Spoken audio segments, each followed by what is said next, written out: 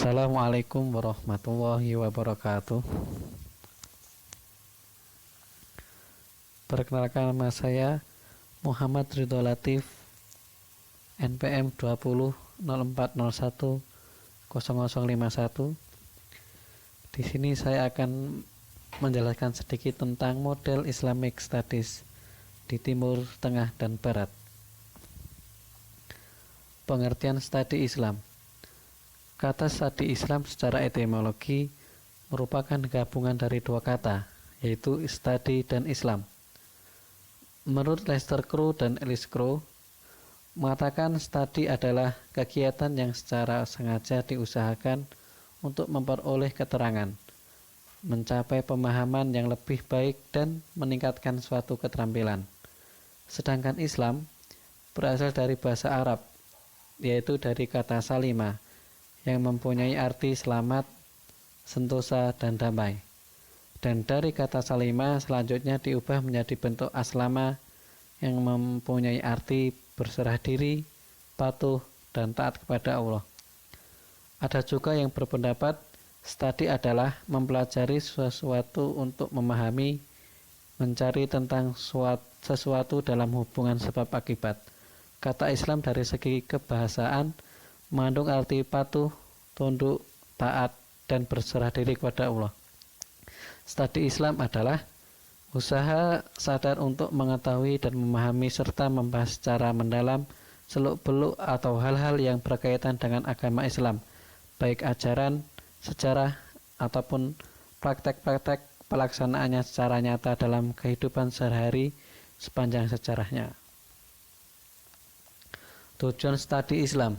Yang pertama, untuk mempelajari secara mendalam apa sebenarnya hakikat agama Islam itu dan bagaimana posisi serta hubungannya dengan agama-agama lain dalam kehidupan budaya manusia. Yang kedua, untuk mempelajari secara mendalam pokok-pokok isi ajaran agama Islam yang asli dan bagaimana penjabaran dan operasionalisasinya dalam pertumbuhan dan perkembangan budaya dan peradaban Islam sepanjang sejarahnya. Yang ketiga, untuk mempelajari secara mendalam sumber dasar ajaran agama Islam yang tetap abadi dan dinamis, dan bagaimana aktualitasnya sepanjang sejarahnya. Yang keempat, untuk mempelajari secara mendalam prinsip-prinsip dan nilai-nilai dasar ajaran agama Islam, dan bagaimana realisasinya dalam membimbing dan mengarahkan serta mengontrol perkembangan budaya dan peradaban manusia pada zaman modern ini. Studi Islam di Timur Tengah. Studi Islam pada masa klasik. Pada masa klasik, dahulu kecenderungannya pengkajian Islam terbatas pada pengetahuan yang sifatnya dogma atau yang disebut ulum al-nakliyah atau ilmu-ilmu agama. Kajian ini mengetengahkan 6 bidang ilmu agama, yaitu ilmu Al-Quran, ilmu hadis, ilmu fikih dan usul fikih, ilmu kalam, dan tasawuf. Ilmu-ilmu Al-Quran meliputi qiraat Al-Quran, asbabun nuzul, kritisme historis, ilmu makiyah dan madaniyah, i'jaz Al-Quran. Untuk ilmu hadis, wilayah kajiannya seputar ilmu riwayat atau reportase, ilmu rijal al-hadis, ilmu gharib al-hadis, ilmu jarah wa ta'dil, dan ilmu mukhtalaf al-hadis. Untuk ilmu fikih dan usul fikih, membahas seputar kategorisasi tindakan manusia yang dirangkum pada satu kerangka hukum yang dikenal sebagai hukum taklifi, yaitu wajib, sunat, haram, makruh, dan mubah. Ilmu tasawuf mempelajari tentang dimensi esoterik, mistik, atau spiritual Islam, bertujuan untuk mendekatkan diri kepada Allah melalui latihan spiritual dan pembersihan jiwa atau hati. Ilmu kalam atau teologi berbicara tentang prinsip-prinsip hukum yang berkenaan dengan amal manusia. Di sini dibicarakan tentang prinsip-prinsip agama yang berkenaan dengan sistem kepercayaan agama. Metode penelitian ilmiah. Yang pertama, tajribi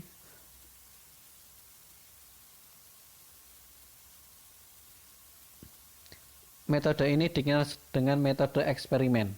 Yang kedua, burhani, yaitu satu metode logika yang digunakan untuk menarik kesimpulan dari premis-premis yang telah diketahui, sehingga menghasilkan kesimpulan, pengetahuan atau informasi baru yang sebelumnya tidak diketahui. Yang ketiga, irfani, yaitu suatu metode pemahaman yang bertumpu pada instrumen pengalaman batin, dauk, wijdan, basiroh, dan intuisi.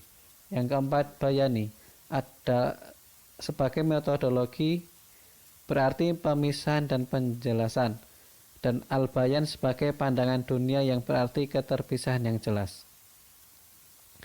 Studi Islam masa kini. Umumnya kajian keislaman yang berlangsung di kawasan Timur Tengah bagi kalangan ilmuwan Arab sama seperti model yang dikembangkan oleh ulama klasik. Di sini model-model kajian yang sifatnya ilmu-ilmu nakliyah semuanya kebanyakan menggunakan metode bayani.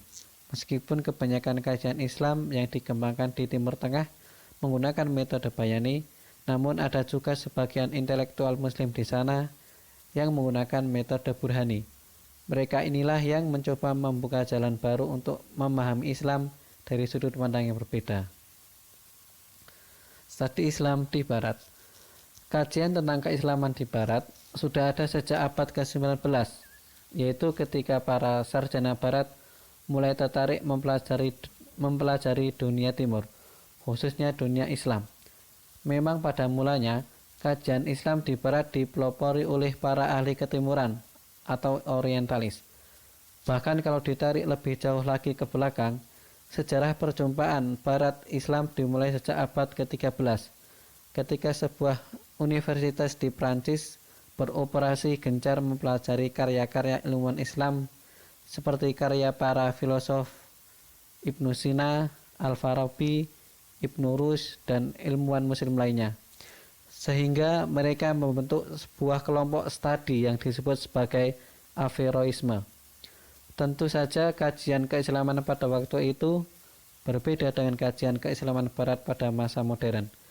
Dahulu kajian-kajian Islam lebih fokuskan kepada bidang filsafat dan ilmu pengetahuan yang dipelajari oleh akademisi Barat pada awal-awal Renaissance yang merupakan karya-karya para filosof dan saintis muslim. Tendensi dan karakteristik studi Islam di Barat. Secara umum, kajian Islam di Barat pendekatan yang digunakan adalah sebagai berikut. Yang pertama, menggunakan metode-metode ilmu yang masuk dalam kelompok humanitis seperti filsafat, filologi, dan sejarah. Yang kedua, menggunakan metode dalam disiplin ilmu teologi, studi Bible, dan sejarah gereja dalam mengkaji Islam. Pendekatan ini biasanya digunakan oleh para orientalis calon misionaris. Yang ketiga, menggunakan metodologi ilmu sosial seperti antropologi, sosiologi, dan ilmu politik. Keempat, menggunakan pendekatan yang dilakukan di jurusan-jurusan, pusat-pusat, atau hanya Committee of Area Study. Studi Islam di Eropa dan Amerika. Islamic Studies yang dilakukan di Barat menggunakan pendekatan dan metode sebagai berikut. Pertama, metode ilmu-ilmu yang masuk dalam kategori humanitis. Kedua, metode dalam disiplin teologi. Ketiga, metode disiplin ilmu-ilmu sosial.